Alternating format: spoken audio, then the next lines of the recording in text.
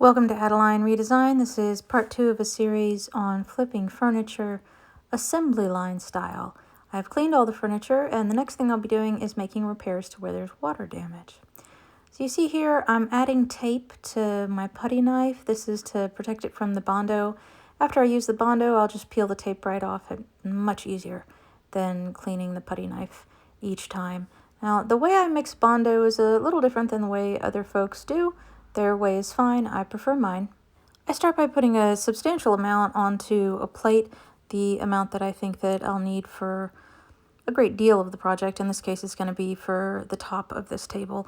Then I put the cream hardener on the side. I'm only going to mix a little bit at a time as I do this to make sure that the Bondo's consistency remains as smooth as possible for as long as possible. Bondo gets hard pretty quickly, and as you continue to work with it, it starts sticking to itself, and that's what I'm trying to avoid here and to make it more workable for a longer period of time. So I'm only going to add a little bit of the cream hardener to a little bit of the Bondo that I've taken out, and I'm going to be pushing it into the sides here where you can see that there's an inlay on the tables. That's true of all of them, and there are a handful that have water damage. This is going to cover that water damage up, and it's the first of it's the first layer of 2 layers. The next layer is going to be a material that you may never have seen used on nightstands before, but I found it to be super effective, and I'm excited to show you. 4 of the 8 nightstands will need Bondo added to cover the inlay because of the water damage. What happens with the water damage is the water seeps into where those channels are, and if it sits for too long, it can get into the particle board that's underneath. That particle board, or what we call the substrate, because it's what goes underneath it. Substrate is kind of a generic term. Particle board is specifically what's under this one, but it could be MDF, or it could be a less expensive wood if this were a wood project. That is often the case, especially when we're not talking about antiques, when we're talking about vintage. So this is one of 4, and that will need Bondo to fill the crevices. And each successive one that I do, I get better at it. My method improves. And so it's why I'm showing you in kind of close to real time how long it takes me to do this and the method that I do it with. This is certainly the most awkward of the times. The end result is going to be fine for all of them because I mix the Bondo appropriately. I get it on appropriately. It's just a matter of how gracefully I do it, how quickly I do it is going to get better as we move on from the first to the second, the third, and the fourth. And I'll be giving you a different angle to view from each one. Hopefully seeing it from different angles will give you a better idea of how I do it in case you want to use this method yourself. 3M is the company that manufactures Bondo, and they have a number of safety warnings and suggestions that I need to be pretty open with you about, saying that I am not using right now. They suggest that you use gloves to avoid it getting on your skin. They suggest that you wear eye protection and respiratory protection.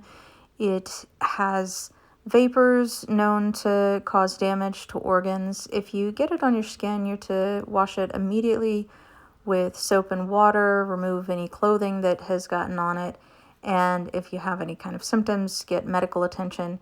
For eye contact, like many things, it's immediately flush with water for 15 minutes. Remove contacts if you can, and then in any case in eye contact, you're supposed to go get medical attention. If you eat it, you're supposed to rinse your mouth out and then get medical attention only if you feel bad. It can cause damage to organs through prolonged or repeated exposure, the lungs or respiratory system, and also the liver. You should keep it out of children's reach, and you should keep it stored in a cool place.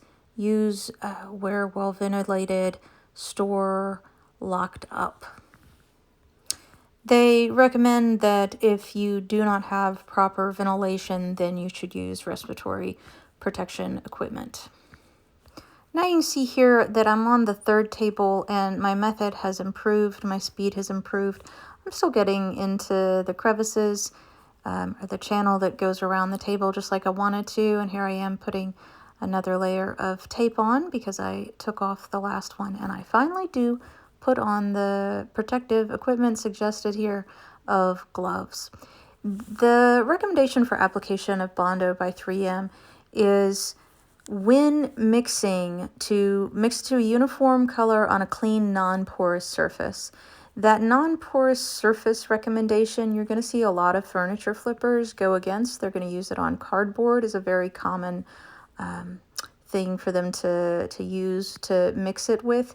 And for furniture flipping, it's not as necessary that we avoid porous surfaces. The body filler for automobiles that this is does require the application be more delicate and that the instructions on how to use it be followed more closely because it's more important on automotive repair. I'm going to start with a fairly low grit sandpaper. I believe I'm at 80 here. It's possible I'm at 100, but very quickly I figure out that it is not cured properly, so I'm going to need to move on to another task. I bring out some of the tables and stack them on these metal legs that have metal tops for them. One's a side table, one's a coffee table, and I have Bullseye 123 primer. This is the turbo version. My experience with it is really great this time. There's a great deal of shaking going on to begin with, just so you know. But from what reviews I've read, they're pretty mixed. Some people have issues with the can where they'll have, that's Rust-Oleum's can sprayer. It makes it easier for you to hold the nozzle down. It fits on this, but kind of just barely, and I'll run into some issues which are really user error. The first time I make a pass over cardboard, I am thrilled at how quickly it appears this is going to go, and there you can see what's happening. So this is Zinsser Bullseye 123. It's a Rust-Oleum product, and what Rust-Oleum says is that it's an innovative turbo spray system delivering the same protection of traditional Bullseye 123, but getting the job done up to 4 times faster. It primes and seals porous surfaces, wood, drywall, cured plaster, even concrete stuck over brick, so you can tackle really large projects quickly. This can is 24 ounces, and I believe it costs $17. That's approximately what you can find it for. It requires fewer passes to get the project done more quickly. Here I'm using the cardboard to protect the interior of the drawer rather than taping it off. I just hold that cardboard there to protect the interior so that I can spray it. The 123 Bullseye Primer Turbo advertises itself as having professional spray equipment results without having any of the setup or the messy cleanup. It's for both interior and exterior projects and can be top coated within 30 minutes. It's suggested you hold the can 18 to 24 inches away from the surface, spray in a steady back and forth motion, slightly overlapping with each stroke. There were a couple of times where I overdid it and had some runs. I would run and get, after I had the run of the primer, I would run and get something to wipe those spills up. That was not an issue with the product. That was a user error, absolutely. As you can see, I'm losing light here, so I'm trying to move as quickly as I can to get as much of this primer on as many of the surfaces of as many of the side tables as I can. The painting conditions that I'm in are appropriate. This is supposed to be used outdoors or a well-ventilated area like an open garage. Clearly I'm outdoors here. The temperature is supposed to be between 50 and 90. I assure you that it is. It was a beautiful day. And it's not supposed to be over 85% humidity. That's to help ensure proper drying. I have met all of those conditions, and then I spray it for a moment upside down to clear it before I go again.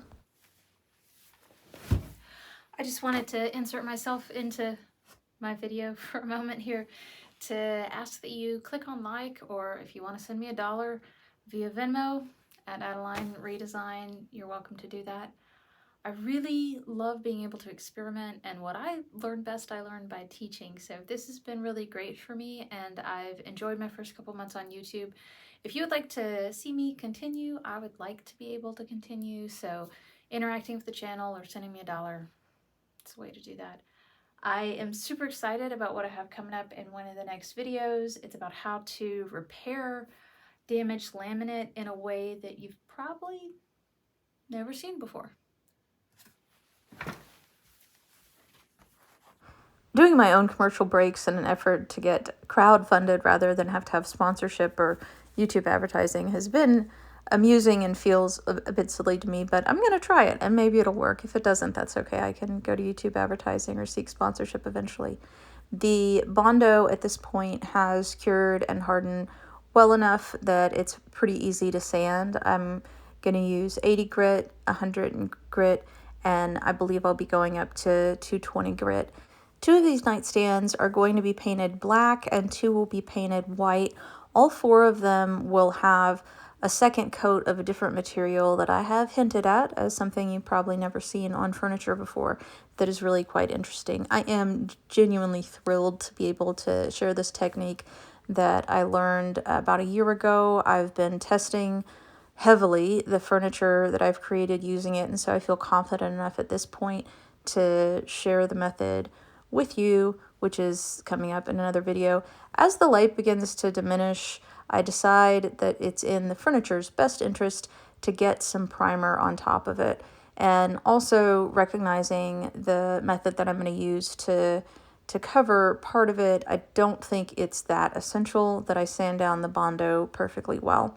So I take those 2 that I have sanded down up to a point and bring them outside, or they're already outside, but I roll them out to the yard where that 123 awaits me and does a fantastic job of covering a great deal. Now, I do run out of this can eventually. There I am throwing it away. It doesn't get everything, and so I'm going to need to use an additional primer. Also, I don't have opportunity to do a second coat of that primer. Yesterday, I spent 6 hours on the 8 nightstands. You should click like.